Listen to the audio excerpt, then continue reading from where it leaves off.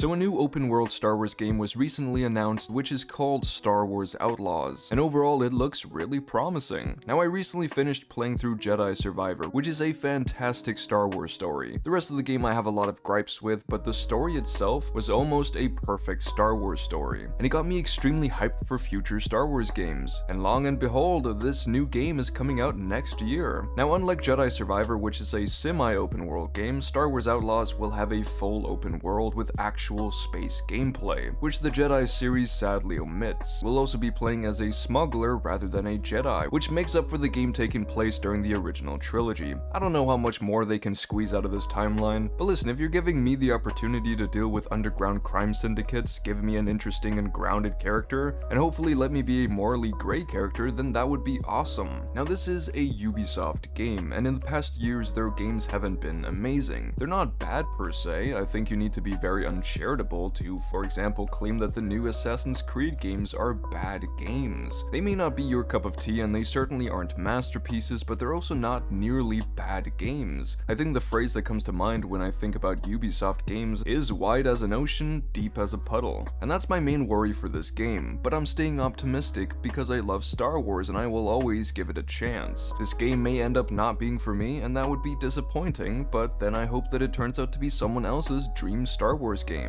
I think Star Wars should be for anyone, but that doesn't mean that all Star Wars should be for everyone. That's simply not possible. But we can hope for a game that at least satisfies an itch for a good chunk of the fandom. However, that's all I'm gonna say about the game itself now, because is it really a Turf Nation video unless I mention the crybabies that make up a small, yet significant vocal part of the Star Wars fandom? I don't think so. Now to some, it may have come as a shock that this game will have you playing as a girl, but hopefully to most, their reaction was, okay, cool. And I want to stress that the large amount of feedback that I'm seeing for this game is extremely positive. And recently I've been seeing some positive trends within the fandom in general, which is great. That's not to say that there aren't still hordes of toxic fans who will complain about everything, but compared to the second half of the 2010s, it's a bit more bearable to be a Star Wars fan, which is nice. And listen, before I get into examples of people complaining about the female lead, I just want to say that I fully understand if you were hoping for character customization. I think that would have been awesome in an open world Star Wars game, but they've decided to go with the more cinematic action-adventure route than the build-your-own-character RPG route, which, you know what, I accept. And when it comes to the playable character, then I don't care who they are, as long as they're interesting. That's the thing, you can be disappointed that there's no character customization, but if you get annoyed that the playable character is a girl, without trying to engage with the quality of said character, which would be very difficult right now since we have very limited information about her, then you're not engaging critically, you're just being emotional. It's not criticism when you wave off the game because of the gender of the main character. If you want an example of this, then look no further than Jeremy Griggs from Geeks and Gamers. I have not seen this yet. I am not interested based on the fact that you're already presenting a woman of color lead character to me. I'm already out. I'm already out. Just get ready. So he's basically waving off this game just because it has a female protagonist. Like, he's not even engaging with any of the gameplay we've seen. He hasn't taken into regard the type of game it'll be or the setting. He simply doesn't want to even give the game a chance because it's a woman who's the main character. And listen, if you have a preference for playing male characters because you perhaps like imagining yourself as the male character, then that's fine. We all have preferences, but this goes beyond just simply having a preference. This is a supposed Star Wars fan completely waving off a new project on the sole basis of the main character being a girl. And if it had been a male lead, you bet your ass he would have at least given it a chance. Well, if it was a white man at least. Now the response from Officer Martinez here is great because yeah, we literally just got a Star Wars game with a badass white man as the main character. And yet Star Wars has been taken over by strong women, right? Jeremy and Ryan Kinnell keep being pathetic, but somehow people still watch their content religiously.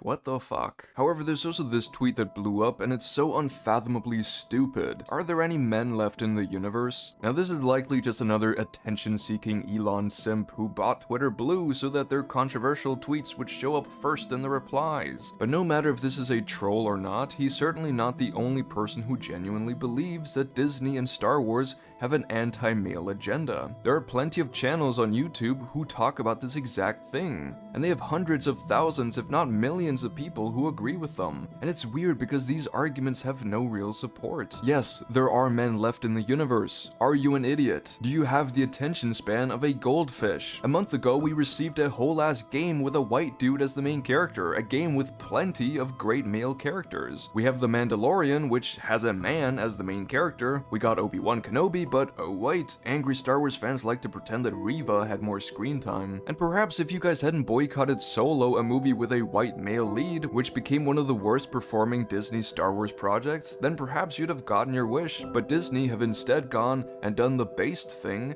and made Star Wars diverse and balanced, just like the galaxy should be. No, but listen, there are so many positive depictions of men in Star Wars, and it's insane to me that opinions like these still get listened to by so many people, rather than simply being waved off as irrelevant. These people are chasing ghosts, and this account made a brilliant clip to show how ridiculous this statement is.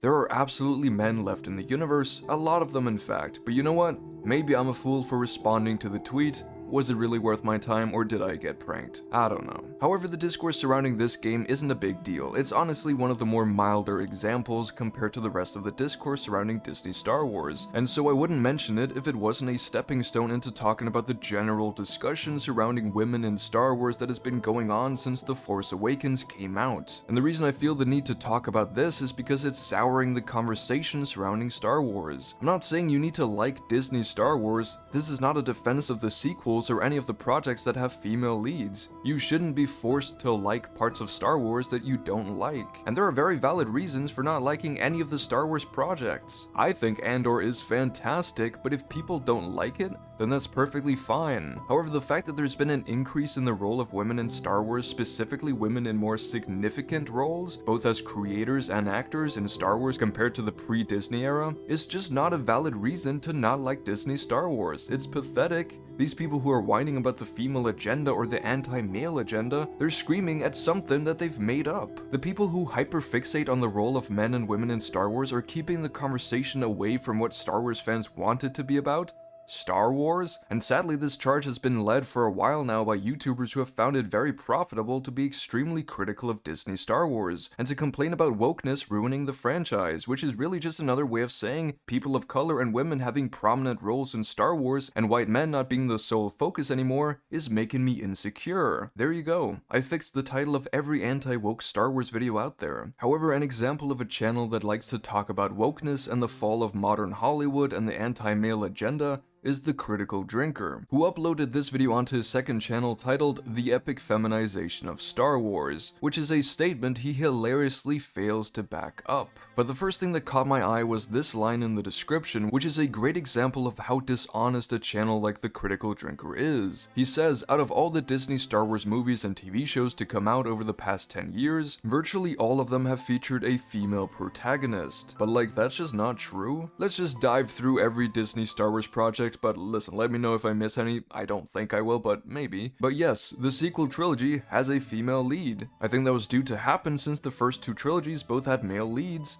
Rogue One is also a female lead, however Solo has a male lead, Rebels has a male lead, The Mandalorian has a male lead, Obi-Wan has a male lead, The Book of Boba Fett has a male lead, Andor has a male lead, I'm not sure about Resistance, but it seems like it has a male lead, The Bad Batch has male leads, and then there are the shows like The Clone Wars, Visions, and Tales of the Jedi that have both female and male characters in focus. So this statement that Disney Star Wars has virtually only had female protagonists is just plain wrong. It's a dishonest statement statement because he knows it's not true. You'd have to be completely ignorant to actually believe this, and I'm giving them more credit than that. I think they have the brain capacity to know that they're being dishonest, but they make the choice to spread lies about Disney Star Wars because that's where all the money is at. Also, he uses this very outdated photo of Kathleen Kennedy wearing a "The Force is Female" shirt in the thumbnail as evidence of the so-called epic feminization of Star Wars, but if you know the context of this photo, then you know that it gets used dishonestly. It was never about Star Wars, it was a campaign for Nike. And at some event, Kathleen Kennedy was asked if she wanted to take a photo with it on, because it's fun. They both have something to do with the Force. But the fact that this photo has been used to justify all the vitriol we've seen towards Kathleen Kennedy and her supposed female agenda for years now, which a lot of it is based on this photo, is just a perfect encapsulation of how low this discourse has gone. However, this video is a stream highlight with Drinker, Mahler, Chris Gore, and Eric July, the Golden Boys, and it starts by them talking about the creator of the Acolyte, and an interview she did in which she talks about her own story with being queer helps her with her storytelling. However, then they say this.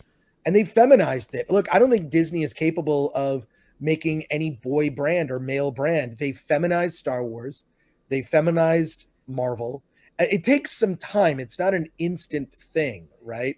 It's something that takes time over a couple of films, the corporate culture, a couple of hires in the middle management range, and then suddenly your brand is feminized. But if it's on purpose, I think it's awful, because I cannot even think of a feminine brand that they've tried to appeal to men. Are they making Barbies to appeal to men?